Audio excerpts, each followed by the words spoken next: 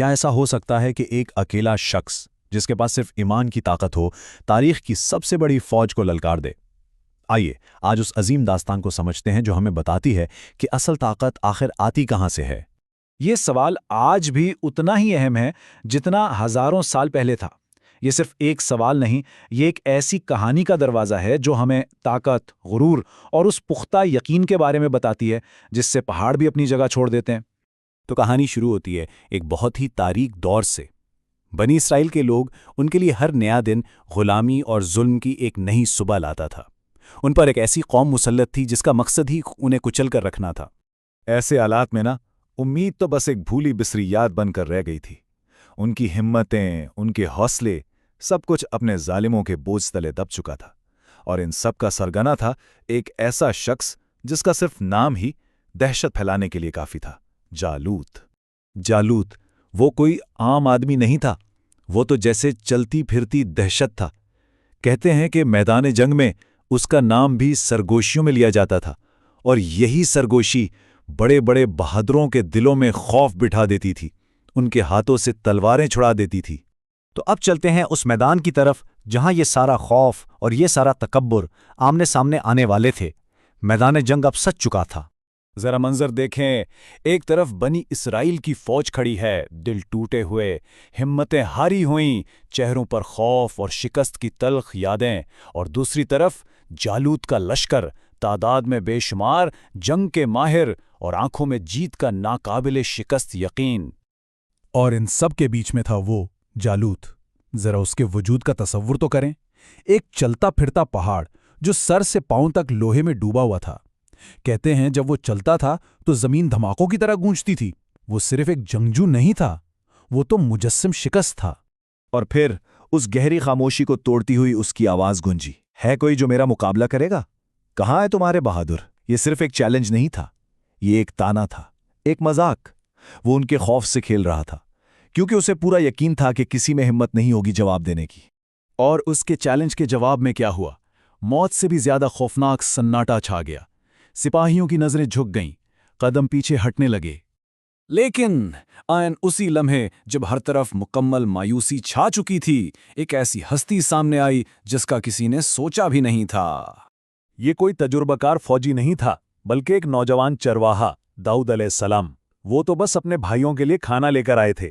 نہ ان کے پاس کوئی تلوار تھی، نہ کوئی ڈھال تھی، تو بس ایک غلیل اور اپنے رب پر ایک ایسا پختہ یقین جسے کوئی چیز ہلا نہیں سکتی تھی۔ دیکھیں، جہاں باقی سب کو ایک ناقابل شکست پہاڑ نظر آ رہا تھا، وہیں داؤد علیہ السلام نے کچھ اور ہی دیکھا۔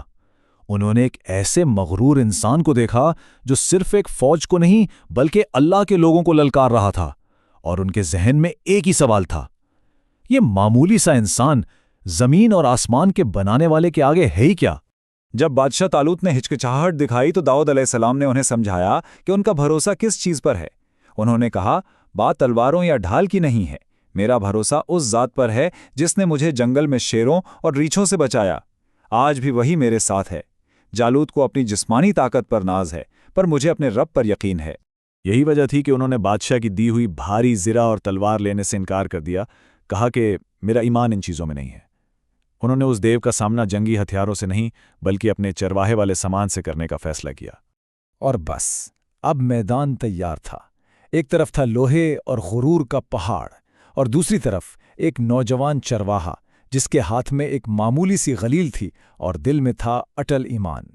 جالوت جب ایک نوجوان لڑکے کو پتھروں کے ساتھ اپنی طرف آتے دیکھتا ہے نا، تو وہ کہا لگاتا ہے۔ اس کے لیے تو یہ ایک مذاق تھا۔ وہ طنز سے پوچھتا ہے، کیا میں کوئی کتا ہوں جو تم میرے مقابلے پر پتھر لے کر آئے ہو؟ مگر پھر وہ لمحہ آیا جس نے سب کچھ بدل دیا، اور یہ سب کچھ ایک پل میں نہیں ہوا بلکہ چند خاموش مگر بے حد طاقتور لمحات میں۔ داؤد علیہ السلام کی ایک عاجزانہ دعا، ہوا میں گھومتی ایک سادہ سی غلیل، اور اس سے نکلتا ہوا ایک معمولی سا پتھر، اور غرور کی پوری سلطنت زمین بوس۔ صرف ایک پتھر، ایک لمحہ، اور رہتی دنیا تک کے لیے ایک سبق۔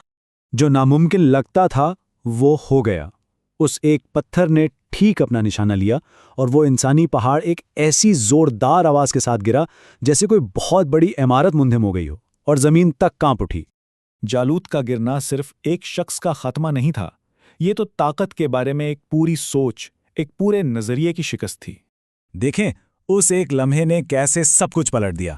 جالوت کی فوج جو ابھی تک غرور میں ڈوبی تھی اب دہشت کے مارے بھاگ رہی تھی، اور دوسری طرف بنی اسرائیل کے سپاہی جو خوف سے بے حس و حرکت کھڑے تھے، ان میں ایک دم سے نئی روح پھونک دی گئی، امید جاگ اٹھی اور وہ پورے جوش سے آگے بڑھے۔ تو اصل بات کیا ہے؟